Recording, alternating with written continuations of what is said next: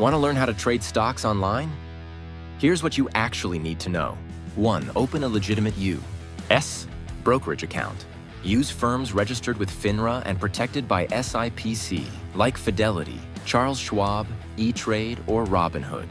That means your cash and securities are protected if the brokerage fails, not against market losses. 2. Understand what you're buying. A stock is part ownership in a company. You make money only if the company does well and/or the stock price rises. Dividends are payouts from profits, but they aren't guaranteed. 3. Start with practice. Use paper trading fake money to learn how stock prices move. Don't risk real money until you understand the basics. 4. Manage risk. Use limit orders to control what you pay. Set stop losses to protect against big losses. Never bet more than you can afford to lose. 5. Study the markets. Learn fundamental analysis earnings, debt, growth, and technical analysis charts, volume, trends.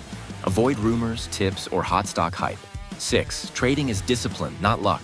There are no shortcuts. Consistency, education, and patience matter far more than guessing a stock will go up tomorrow.